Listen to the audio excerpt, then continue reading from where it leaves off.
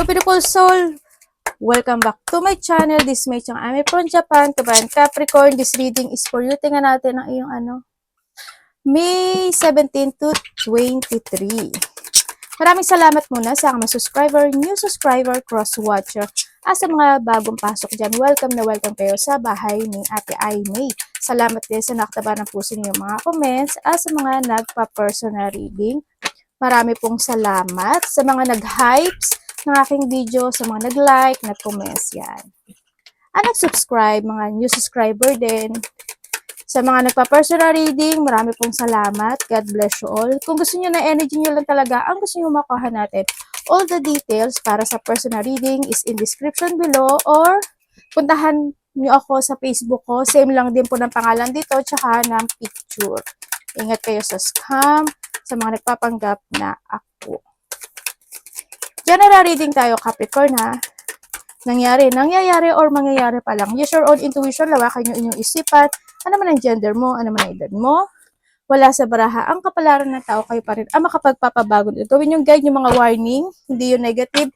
It's a warning para magkaroon kayo ng mga idea, awareness, action, change of action, decision, pwedeng maiwasan, at iba pa. Kuha tayo na iyong angel numbers.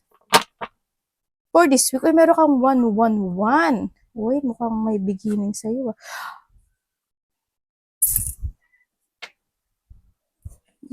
Sabay ka, tinago no? As in. Meron kang 11, 13, 16, 28, 30. Capricorn, Libra, Sagittarius, Pisces, and Virgo. Okay. Siyempre, nangati daw yung ilong natin. Parang bigla ako nagkasipon. Wala naman ako sipon. May sipon ba kayo? May lagnat ba kayo? Okay, Capricorn. Okay. Andito ka sa sitwasyon mo na meron kang mga desire or you want to take it action, no? Na nakapagbibigay sa'yo, or pwedeng naisip, nakapagbibigay sa'yo ito ng kasiyahan, na doon sa point na yon, or na doon sa point na nakapagbibigay sa'yo ng pag-asa. Pwede rin sa point na meron kang parang meron kang pasasalamat or papuri sa iba ganun na nararamdaman this time. Pwedeng na doon sa point na yon, kumbaga may mga kahilingan, may mga hope, dreams na makakamit. Yun ang nakikita ko sa iba sa inyo. And then also is may lalaki. I think bata ito no? Maaaring magkakaroon ka ng questioning, quarrent sa kanya. Hindi ko alam kung sino sa buhay mo, pwedeng anak mo, kapatid mo, kasama mo sa trabaho, kung sino man siya, na mas bata siya sa'yo yun. Maaaring siya yung a person na mahihilingin sa sa'yo or mahihilingin ka sa kanya o pakikiusap, pwedeng na doon sa point or makikiusap sa sa'yo. Well, may babae rin kasi, no? Well, babae man o lalaki yan, na doon sa point na yun. And also is, pwede rin na doon sa point na magiging very understanding ka para sa kanya. Pwedeng na doon sa point na, or siya yung tao, babae man siya o lalaki, makagbibigay sa'yo sa iba sa inyo, na makapagbibigay sa'yo ng peace of mind. Siguro because of the dreams na nakamit niya or nakamit mo together sa'yo, pwedeng na doon sa point na yun. Kung ano mga aspeto ng buhay mo, kung sino man itong tao na ito. And then also is meron akong nakikita na mga, yun tulad sabi ko kanina, papuri, pasasalamat. Also the money, may nakita rin akong money. Hindi ko alam in what way. Siguro yung money medyo nagkaroon ng struggle when it comes to a money, and then ang nangyari ngayon is nagkaroon na ng peace of mind. Parang yung hardship na yon natapos. No? Or pwede siya sa trabaho rin, sa iba naman sa trabaho yon. Then this time nag-fix siya or naging okay na siya, kumbaga na doon sa point na yun, no? May nakita ako na new member of the family, hindi ko alam kung sino siya, pwedeng buntis, mabubuntis, mga anak. Pwede rin sa mga, kung may mga alaga kayong hayop, pwedeng dun sa party na yun, or pwede rin mag-a-adapt kayo, pwedeng na doon sa point na yun, di ba? Yun, or may makikitira, or may makikitira sa inyo for a while, mga ganon. Ako nakikita sa iba sa inyo. Something need to progress, or may mga proseso ka na gagawin this time sa nakikita ko dito, or pwede kasi may matanda rin ako nakikita, pwedeng yung matanda na iyon is pwedeng meron siyang pakikiusap sa'yo, or merong katutulungan mo siya to progressing something into your life. Pwede rin kasi when comes to sinabing matanda, pwedeng same age kayo, o kaya naman ikaw yung mas matanda, siya yung mas bata. Minsan kasi vice versa yung lumalabas no? Yun ang nakikita ko dito. And then also, meron akong pain na nakikita sa iyo, no? Maybe in the past, or sana wag naman maganda po mangyari. May pain ako nakikita. Sa iba sa inyo, maraming klase ibig sabihin ng pain kasi physical activity, trabaho, o kaya is yung mga hard work situation na gagawin mo o mangyayari sa buhay mo, or maaaring may tao na hindi kayo magkakaroon ng pagkakaunawaan, kumbaga conflict, no? Pwedeng nahandoon sa point na iyon. Yun. Pwedeng mas bata ito sa'yo, or pwedeng sa iba sa inyo is bagong kakilala, no? Sa iba sa inyo. Yun. Or sa iba sa inyo is baka sa trabaho din, 'di ba? Magkakaroon ng mga complicated situation in life. Pero dito kasi sa situation na to, something peace yung nakikita ko eh. Siguro may tao na gusto mag-apology or want ng peace doon sa point na yun. Yun. Ang sinasabi rin dito is more on maturity is needed. Well, alam ko naman na matured kayo, no? Pero hindi naman kasi minsan maaalis kapag nagkakaroon ng struggle. Minsan, mas nauuna yung emotions ng tao, di ba? If the emotions is high, intelligence is low. Kaya medyo nakakabobo yun, kaya medyo slowly but surely, no? We need to understand yung mga bagay-bagay na sitwasyon. Kumbaga open-minded ba na doon sa po na yun, no? Para magkaroon ng peace of mind. Doon sa retirement situation din ako nakikita dito. Hindi ko alam kung ikaw or someone who's connected sa'yo, nagkaroon ng retirement situation sa trabaho or relationship or connections. Pwedeng nandun sa point na yun. Yun na nakikita ko dito. Kasi basta may makikilala kayong bagong tao. Iba sa inyo, you're inspired ka eh. Hindi ko alam kung nakakaroon or mayroon kang iniisip na na-inspired ka or mayroon kang gagawin na mai-inspired ka. Yun na nakikita ko sa iba ha. Kasi nakikita ko may kasiyahan na kaganapan. Yun ang nakikita ko dito. Tingnan natin ang iyong angel's number. O diba? Kasi maganda siya eh. 77 is a divine number. 111, 011, and the 22 of feminine force and releasing, ibig sabihin is magkakaroon ng releasing situation, ano? Kung saan aspeto ng buhay mo yan, ibig sabihin, i-release mo na yun, tapos na yun, tama na yun, may mga gano'n, ano man yung ano. Pero with the 999, kasi 3 lang kasi siya, tandaan mo palagi na what goes around comes around. Kaya ingat din kayo ha, kasi 3 lang yan, no? Kaya kung magpupunla ka ng mabuti, makaka-harvest ka ng maganda na madadagdagan niyo ng 9, no? Tandaan niyo yan. What goes around comes around. And syempre, nandito rin yung point of moderation. Magkakaroon ng mga clarity and magkakaroon na rin ng movement. May mga actions ako na nakikita sa iyo, no? This time. So, iba dito, this is a spiritual development or enlightenment sa iba, kung saan aspeto ng buhay mo yan, or nahandoon yung point na mas kailangang habaan yung pasensya or mas magiging more on mahaba yung pasensya mo. Kaya nahandoon din si maturity na sinabi ko kanina, di ba? Yun. Success and wealth and cycles begin. Ibig sabihin, mas magiging maganda yung flow ng iyong cycle this time. Yun ang nakikita ko sa'yo. Baka connected sa'yo yung mga number na to ha, o nakakita ka ng mga repeating numbers. Kung nakakita ka ng mga repeating numbers, ibig sabihin, yung guide nyo ay may gustong ipahiwatig sa inyo. Yun. Kumaga, gusto kayong kausapin. Kung titira mo tatlo-tatlo lang siya, di ba? Ibig sabihin, there's an action na need mong actionan this time sa iba, sa inyo. Kung sa siguro alam niyo naman kung sa aspeto ng buhay niyan. Perseverance, change of perspective, ibig sabihin, kinakailangan or magkakaroon ng mga pagbabago sa pananaw sa kinabukasan or kinakailangan mong baguhin, no? Kumbaga, the new you in a good and a nice way. Ganon. Reflection, kasi magkaroon ka ng mga reflection from the past situation kung ano mga bagay na kailangan mong baguhin, di ba? Na kasi nga kailangan baguhin yung pananaw na kinubukas mo. Inner strength, wisdom, yung karunungan mo, and enlightenment. Tulad ng sabi ko kanina, di ba? Enlightenment. There's a need of a change of perspective on whatever has taken over you now. If you want to succeed, you need to keep going down the road your own. Reach for the wisdom within, and then you just know what the right next step is. Gamitin mo yung knowledge mo dito. Gamitin mo yung reflection from the past sa mga naganap o nangyari ko, ano mga dapat need to fix, need to change, mga ganang sitwasyon. At saka, you need to trust your intuition to make a decisions right. Saka be patient din to make a choices kasi pwedeng mag-mess, no, sa mga decision making or magkaroon ng mga bad decision na pwedeng pagsisihan. Yun ang pinaka-iingatan mo palagi, ha? Your energy.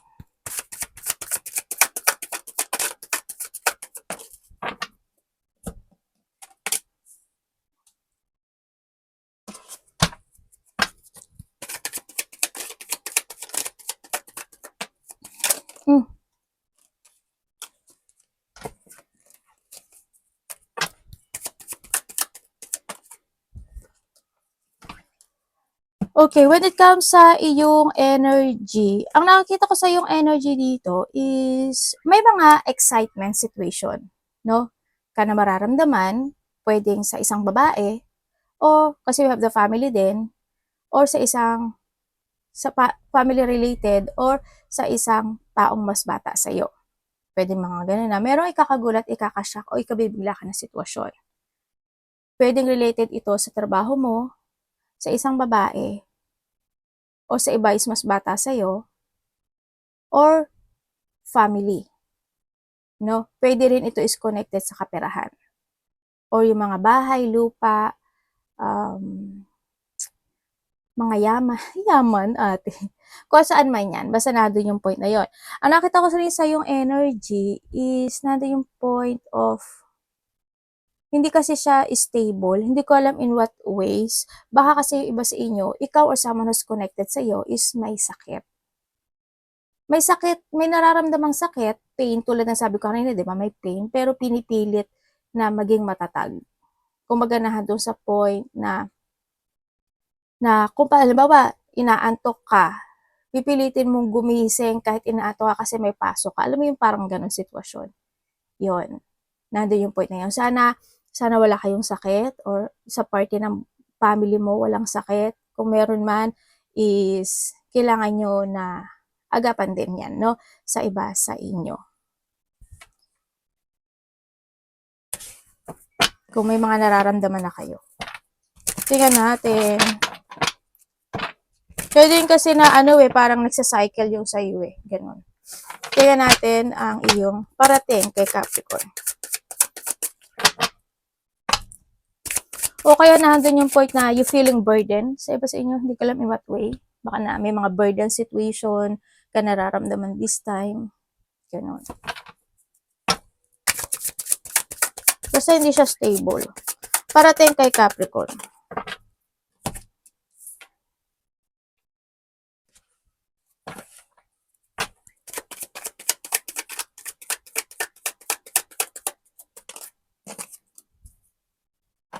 Parating sa iyo.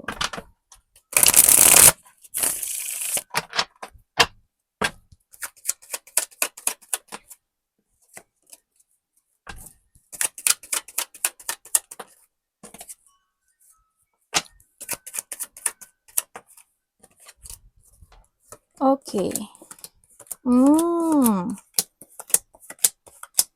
Okay, parating sa iyo, Capricorn. There's an end of a cycle situation happen into your life. Ibig sabihin, may magtatapos, no? Meron ding transformation happen sa iba sa inyo. Ako ang nakikita sa'yo, no? Pwedeng, kung sa sarili mo yan, siguro you need to transform something into your life or may mga bagay ka talaga na kailangang baguhin or i-transform it comes sa sarili mo or may ita-transform ka pagdating sa sarili mo. Sa iba naman sa inyo, kung sa tingin nyo, medyo nananaba-naba na kayo at medyo hindi kayo nakapag-exercise, kaya kayo medyo nanghihina, siguro di sa time na pwede kayo mag-walking, mga activity na pwede nyong gawin, no? Pero depende sa inyo yan. And then, ang nakikita ko rin sa iba sa inyo na parating sa iyo is nagkaroon or magkakaroon sa iba, nagkaroon o magkakaroon sa iba ng disappointment sa isang taong mas bata sa'yo kasi hindi ko alam kung sa iba is babae o lalaki, no? Pwedeng nahandun sa panahon, pwedeng sa iba sa inyo is lalaki, pwedeng iba sa inyo is babae, mga ganyan. Or pwede sa mga tao na makakausap mo, makaka-collaborate mo, o makaka-connect mo, mga ganyan. And then, ang iba naman sa inyo is meron akong nakikita na nagkakaroon or may nagkakaroon ng mga chronic fatigue situation, no, sa iba sa inyo or may chronic fatigue kayo, pwede na doon sa point na yon. And then, ang nakikita ko naman, siguro this is the past and this time magiging okay ka na, magkakaroon kasi ng, magkakaroon siya ng recovery actually. Ganun. Ako nakikita sa iyo. Ibig sabihin, mas magiging okay siya. Parating din sa iyo is nandito yung point of planning when it comes to a traveling. Malayo man o malapit, parang nahandun yung point na magkakaroon pagpaplano when it comes to a traveling or magkakaroon ng pag-uusap when it comes to a traveling. No, maaaring may mga vacation, malayo o malapit dyan. Within 3 days, 3 weeks, or 3 months, ang nakikita ko dito is merong sitwasyon na hindi mo nakikita or hindi mo aasahan na mangyayari na pwedeng ito is nangyari noon o mga nakaraang linggo o months man yan na pwede siyang mangyari muli. Merong ganun sa iba sa inyo. Kuhanin ko nga.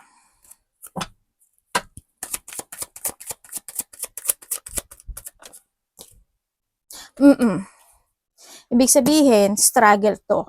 No? Ibig sabihin, pwede kayo magkaroon ng mga conflict, mga disagreement, pagkainis, pagkairita, battle, hindi pagkakasundo no? Ganun.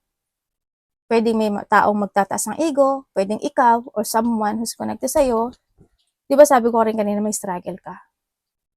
Basta nangyari siya noon na pwedeng mangyari siyang muli. Kaya, sabi ko sa inyo, di ba, sabi nga dito ni 77, di ba?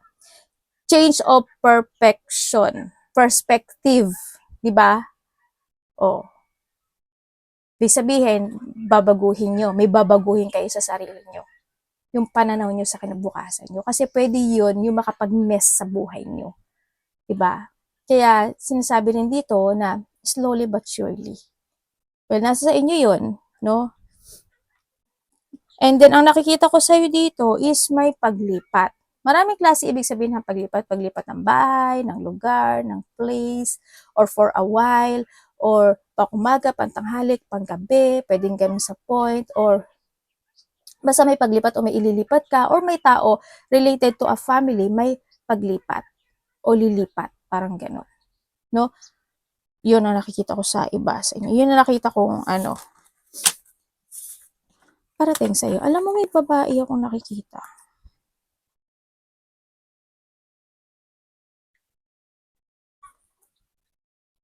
Iba dito busy, parang parang may busy situation. May harassment, Sana hindi kayo to. Nakaka-receive ka daw ng pagpapayo or opinion sa isang tao.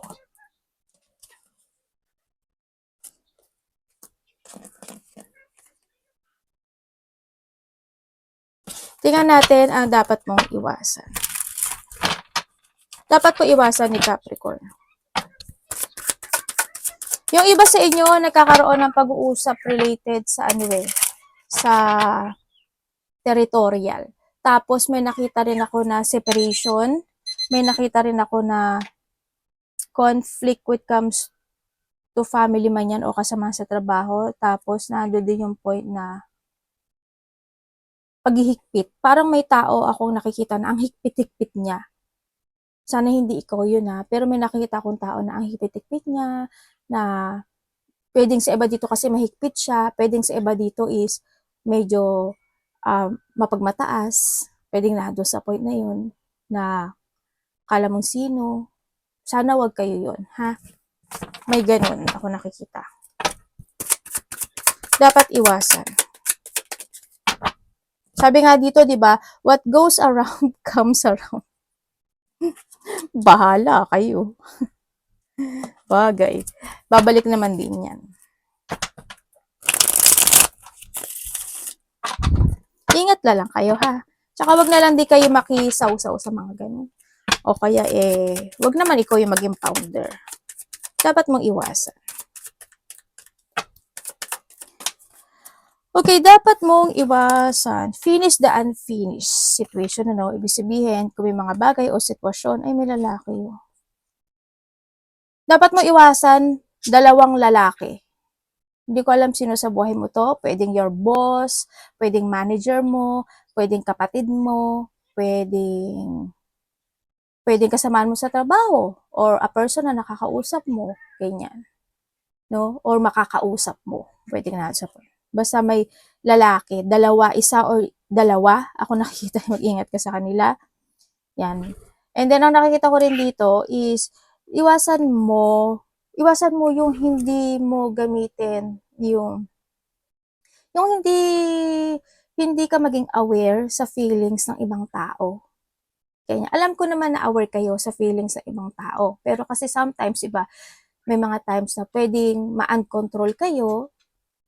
Kaya, nahandito rin si 777, 'di ba? Na sinasabi dito, reflection. No? Hando yung sinasabi na enlightenment. Ibig sabihin, there's something happen or there's something na magaganap o mangyari na pwedeng ganito. No? Kumbaga, wina-warningan na lang din kayo ng universe, tsaka ng mga angels nyo, no? Yun. Kailangan mo maging aware sa feelings ng ibang tao.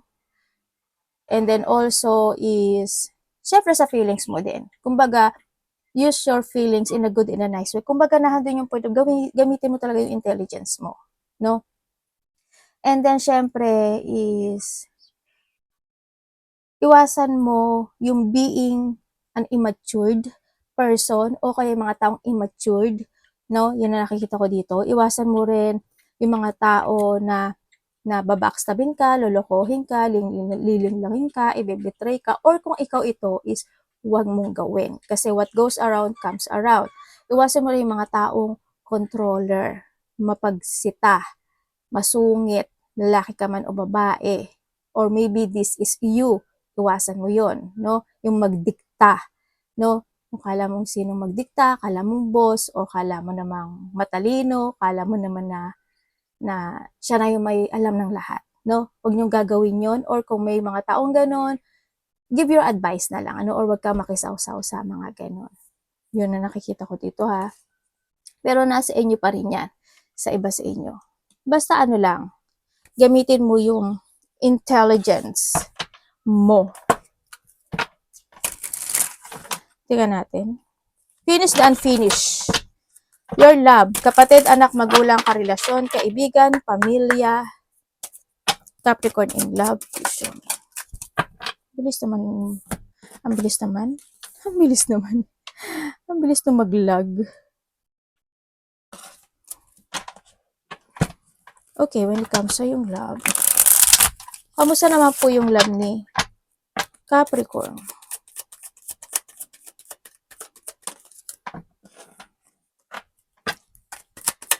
Related ka ba kay Virgo, kay Leo, kay water sign, Pisces, Cancer, Scorpio?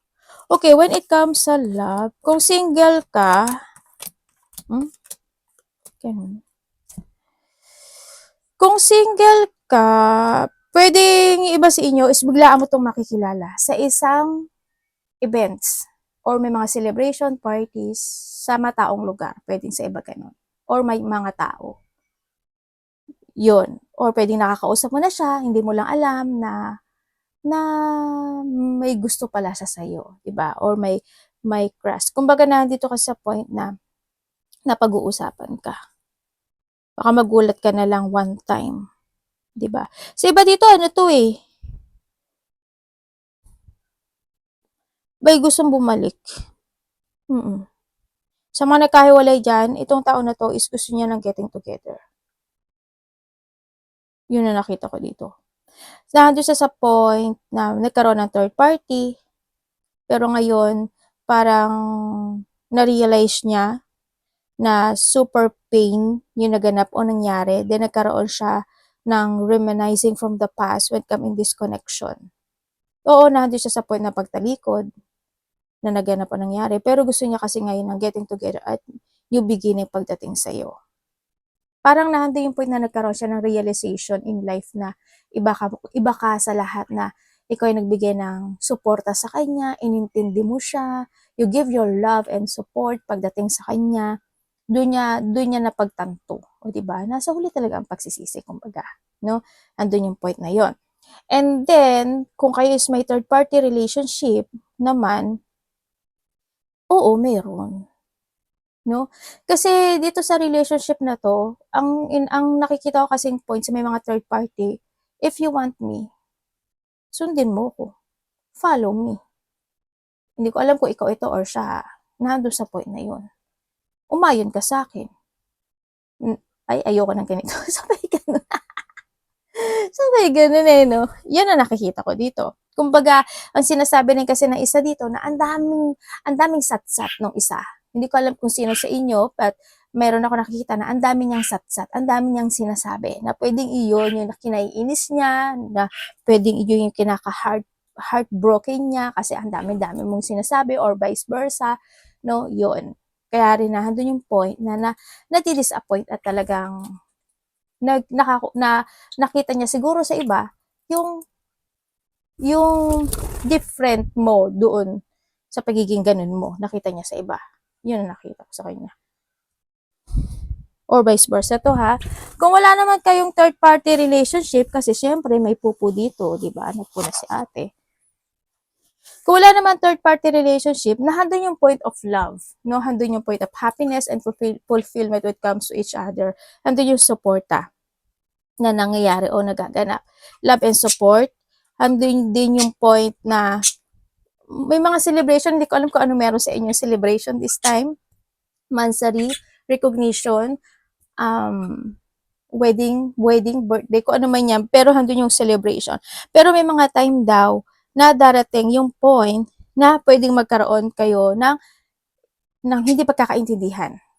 Kasi sa relasyon, natural yun eh. Natural yun. Pag hindi kayo nagkaganon, ay nako po, aba, hindi na kayo care sa isa't isa. Yan, may mga ganun sitwasyon. No? O kaya pwedeng may mga ikalulungkot. Siya ito sa'yo or ikaw ito sa kanya. Basta may mga ganun sitwasyon ako na nakikita. Pwede rin na dito rin yung point na sa iba naman sa inyo is parang may tension na hindi pa tapos sa inyong relasyon na ito. Parang meron, siguro may mga napag-usapan kayo, tapos hindi pa yun tapos, hindi pa nare-resolbahan, pwedeng nahando sa point na yun. Pwedeng nahandoon. Yung iba gano'n na. Well, still, handun yung love, no, pagdating sa sa connection niyo. Sa iba sa inyo, baka bago kayo.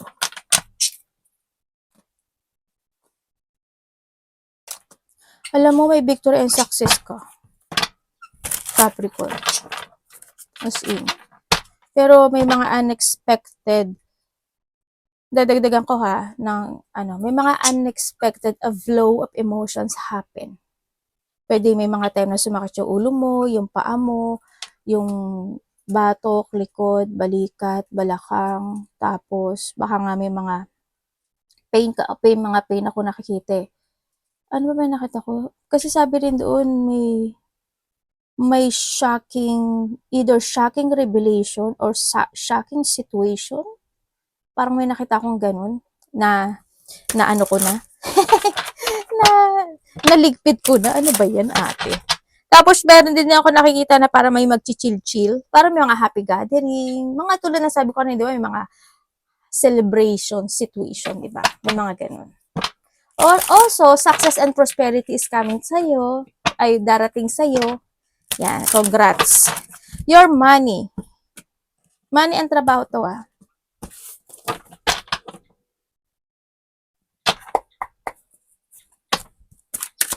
Teka nga, para maano ko yan. Wait. Iba dito travel eh.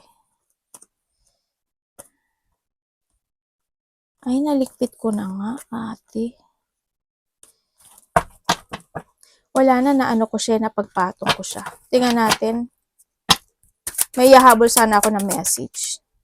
Yan mo na, ibig sabihin, hindi meant for you yun. Money po, or trabaho.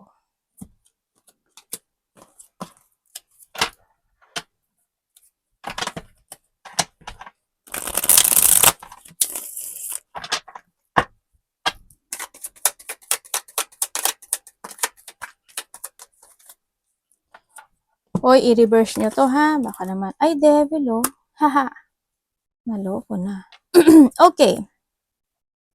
When it comes sa iba sa inyo, sa money mo, ate magsasuccess ba? Hindi ko nakikita. Sa ngayon kasi, medyo there's a blockage, no? Pagdating sa iyong kaperahan. Hindi ko alam in what way, pero I think alam mo siya sa nakita ko dito sa iba sa inyo. May mga, kung sa trabaho yan, or sa connected sa pera, may mga sitwasyon na kapag papaworry sa'yo, stress, anxiety, depression, or there's a burden situation, ano, pwede rin na